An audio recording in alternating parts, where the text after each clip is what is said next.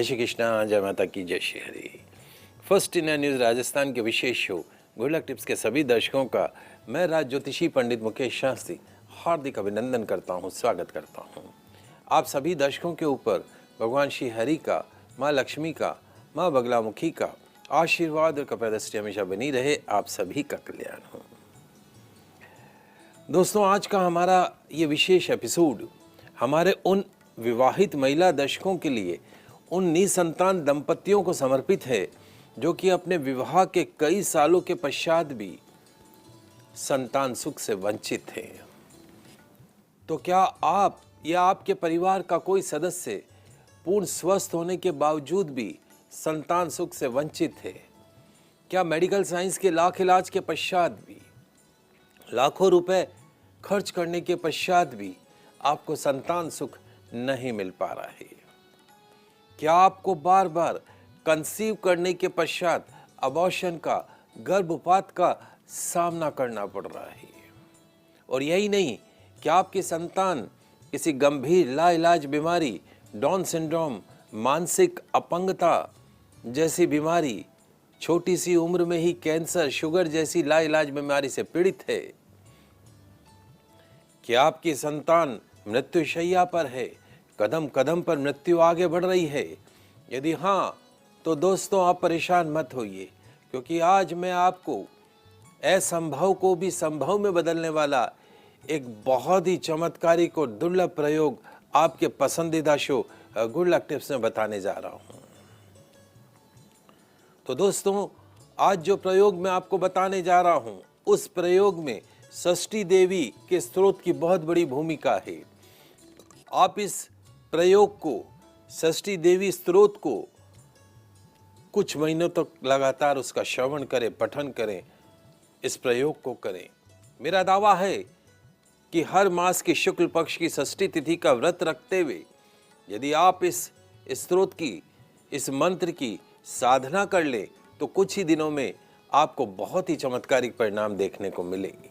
तो आइए सबसे पहले ये जान लेते हैं कि षष्ठी देवी है कौन, इनका परिचय क्या है महाराज। तो दोस्तों, सुंदर संतान, सुयोग्य, सुलक्षणों से युक्त संतान सुख प्रदान करने वाली, कल्याण, दया प्रदान करने वाली माँ षष्ठी देवी जगत की माता है।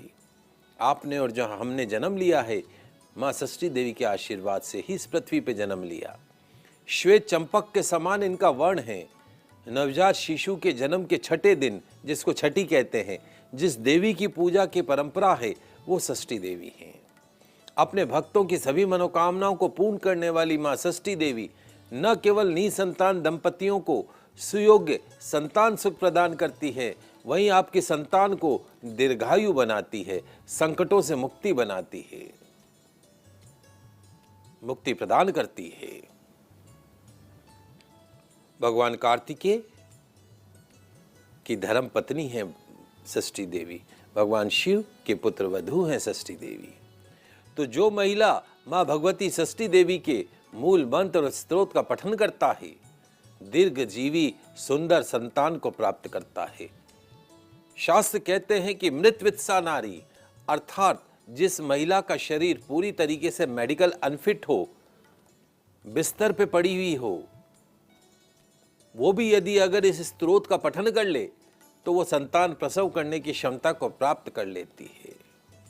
काकविंध्या, समाज की गंदी भाषा में जिसे बांझ औरत बोलते हैं, यदि वो भी इस स्त्रोत का श्रवण कर ले, पठन कर ले, तो संतान प्रसव करने की क्षमता प्राप्त कर लेती है। यदि आपकी संतान किसी गंभीर रोग से पीड़ित है, तो यदि आप माँ षष्ठी देवी के मूल मंत्र और स्त्रोत का जाप और पठन करें तो माँ षष्ठी देवी की कृपा से आपकी संतान को गंभीर रोग से मुक्ति मिलती है।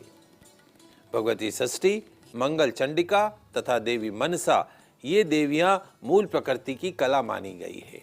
मूल प्रकृति के छठे अंश से प्रकट होने के कारण ये षष्ठी देवी कहलाती हैं। बालकों की ये अधिष्ठात्री देवी हैं। इन्हें विष्णु माया और बालदा भी कहा जाता है। मातृकाओं में देवसेना नाम से प्रसिद्ध है। उत्तम व्रत का पालन करने वाली इन साध्वी देवी को स्वामी कार्तिकेय की पत्नी होने का सौभाग्य प्राप्त है। प्राणों से भी बढ़कर प्रेम करते हैं इनसे। बालकों को दीर्घायु बनाना, उनका भरण पोषण और रक्षण करना इनका स्वाभाविक गुण है। ये सिद्ध योगिन्या देवी अपने योग के प्रभाव से बच्चों के पास सदा विराजमान रहती हैं। तो ये तो हुआ देवी का परिचय। आइए इनकी एक कथा भी सुन लेते हैं। सबसे पहले प्रियव्रत नाम से प्रसिद्ध एक राजा थे। विवाह के कई सालों पश्चात बीत जाने के बाद भी उन्हें कोई भी संतान नहीं हो सकी।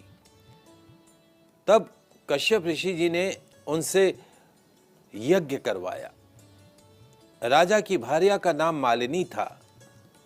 कश्यप मुनि ने उन्हें एक फल प्रदान किया कि फल खाने से रानी जो है वो गर्भवती हो जाएगी, और ऐसा ही हुआ। रानी मालिनी गर्भवती हो गई। तत्पश्चात सुवर्ण के समान प्रतिभा वाले एक कुमार की उत्पत्ति हुई, परंतु संपूर्ण अंगों से संपन्न वह कुमार मरा हुआ पैदा हुआ। उसकी आंखें उलट चुकी थी। उसे देखकर समस्त नारियां रो पड़ी। पुत्र के असहनीय शोक के कारण मां मालिनी को मूर्छा आ गई। राजा प्रियव्रत उस मृत बालक को लेकर शमशान में गए। एकांत भूमि में पुत्र को छाती से चिपटाकर आंखों से आंसू की धारा बहने लगी। इतने में वहां एक दिव्य विमान दिखाई पड़ा। शुद्ध स्फटिक मणि के समान चमकने वाला विमान अमूल्य रत्नों से सजा था। तेज से जगमगाते उस विमान की रेशमी वस्त्रों से अनुपम शोभा हो रही थी। अनेक प्रकार के अद्भुत चित्रों से वह सुशोभित था। पुष्पों की माला से वह सुसज्जित था। उसी पर बैठी हुई मन को मुग्ध करने वाली एक परम सुंदरी देवी को राजा प्रियव्रत ने देखा। श्वेत चंपा के फल के समान उनका उज्जवल वर्ण था। उनके मुख पर प्रसन्नता छाई हुई थी। रत्नमय भूषण उनकी छवि बढ़ाए हुए थे। योग शास्त्र में पारंगत वो देवी भक्तों पर अनुग्रह करने के लिए आतुर थी। ऐसा जान पड़ता था मानो मूर्तिमयी कृपा ही हो। उन्हें सामने विराजमान देखकर राजा ने बालक को भूमि पर रख दिया और बड़े आदर के साथ देवी का पूजन अर्चन किया, स्तुति करी। उन्हें प्रसन्न देखकर राजा ने पूछा, हे सुशोभने, हे कांते, हे सुव्रते, हे वाराहे, आप कौन हैं? आपके पतिदेव कौन हैं? आप किसकी कन्या हो? स्त्रियों में धन्यवाद एवं आदर की पात्र, जगत को मंगल प्रदान करने में प्रवीण और देवताओं के रण में सहायता पहुंचाने वाली हे भगवती देव, वो देव सेना ही थी।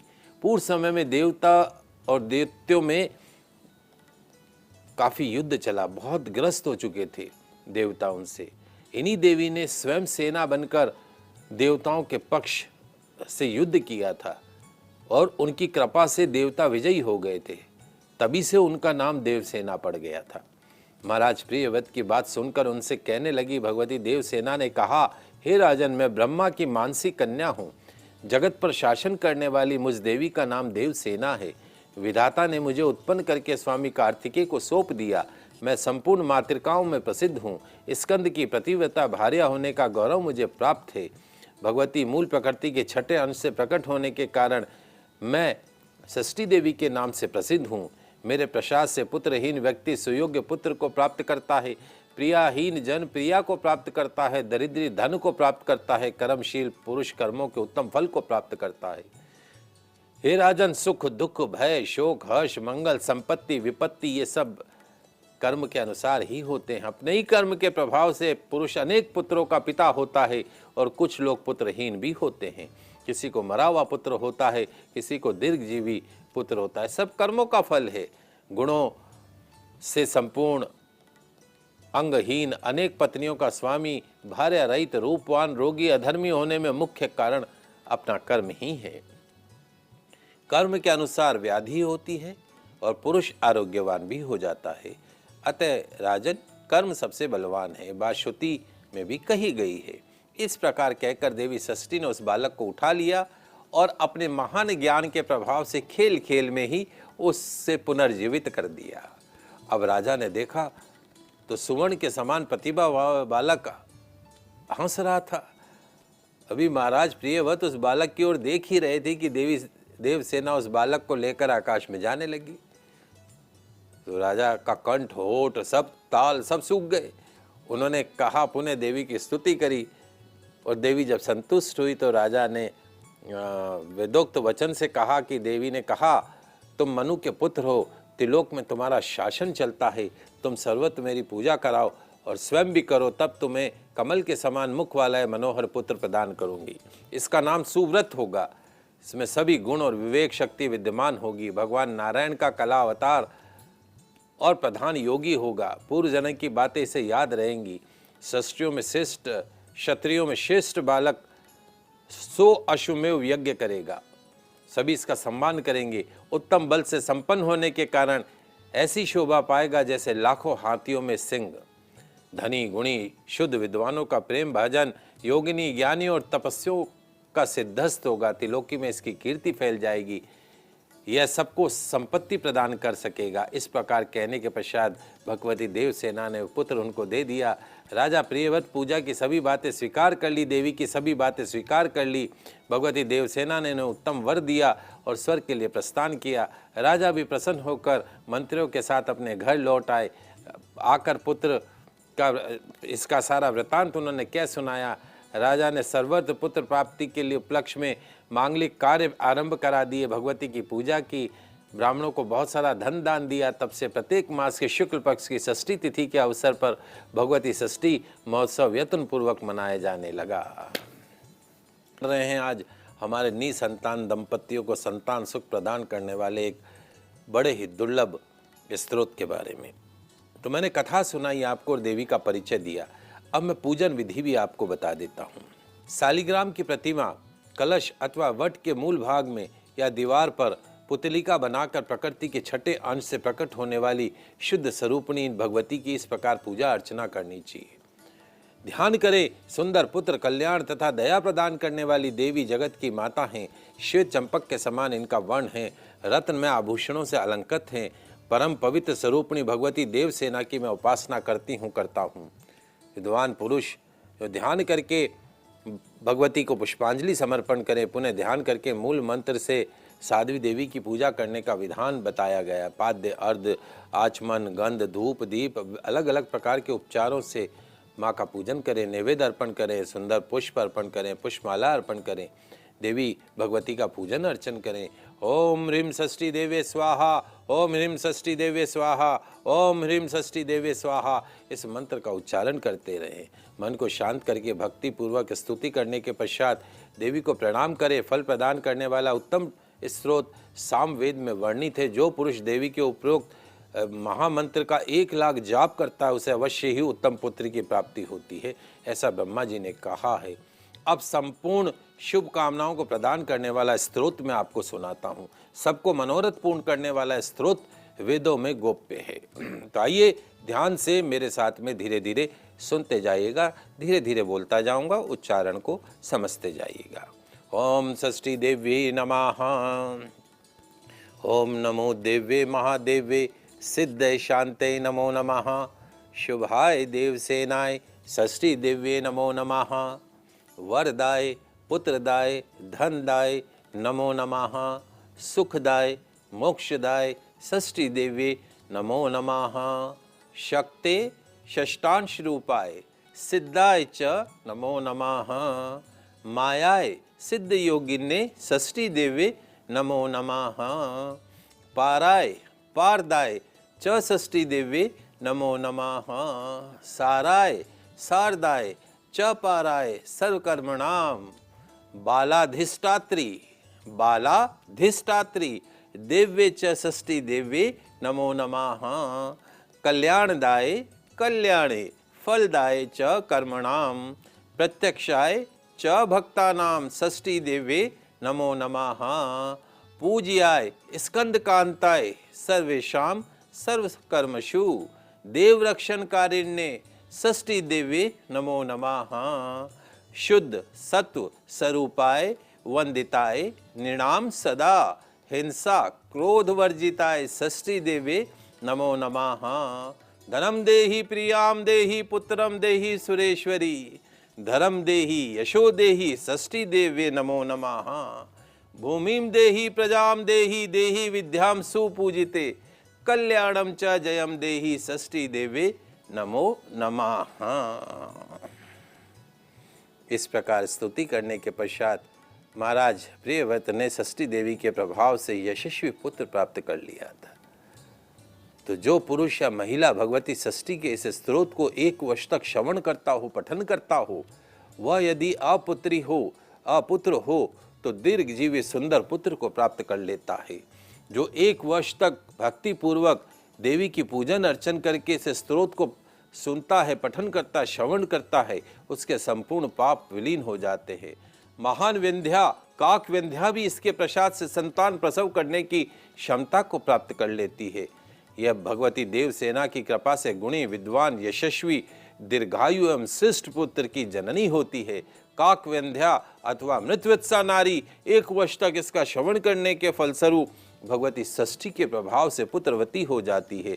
यदि बालक को रोग हो जाए तो उसके माता पिता एक मास तक इस स्तोत्र का श्रवण करे तो षष्ठी देवी की कृपा से उस बालक की व्याधि शांत हो जाती है।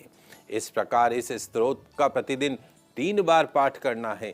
पाठ के अंत में माँ की आरती करें, पुष्पांजलि करें, क्षमा प्रार्थना करें और अपनी झोली संतान सुख से भरने की प्रार्थना करें। 40 दिन तक लगातार माँ की पूजन अर्चन करें। निश्चित तौर पर कुछ ही दिनों में आपको बहुत ही चमत्कारिक परिणाम देखने को मिलेंगे।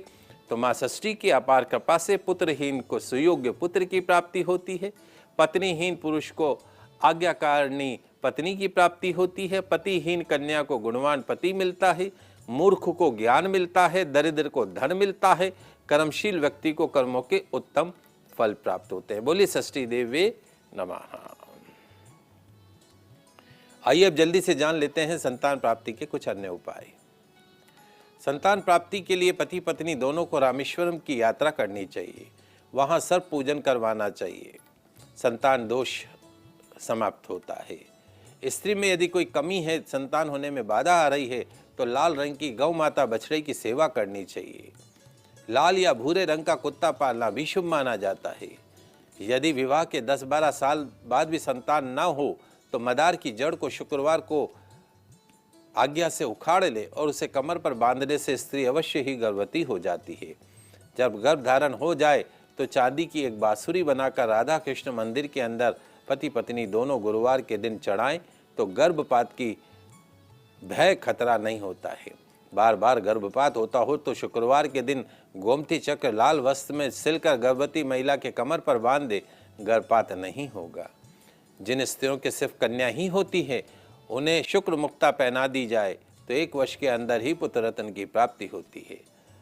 संतान प्राप्ति के लिए नियमित रूप से संतान मंत्र का यदि 1 माला पाठ करें, 1 माला का जाप करें, ओम नमः शिव शक्ति स्वरूपाय मम ग्रहे पुत्रम कुरु कुरु स्वाहा, इस मंत्र का जाप करें तो प्रतिदिन निश्चित तौर पर पुत्र रत्न की प्राप्ति होती है। नीम का पौधा मंदिर में लगाइए।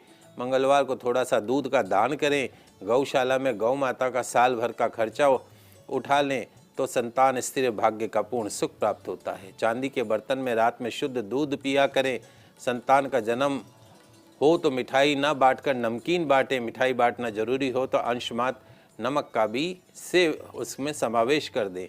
काले कुत्ते को नित्य 1 तेल चुपड़ी रोटी खिलाइए। अपनी पत्नी के साथ दोबारा फेरे लेने से भी संतान सुख में आ रही बाधाएं दूर हो जाती है। छोटा सा चांदी का हाथी निर्मित कराकर अपने घर के पूजा स्थान पर रखें।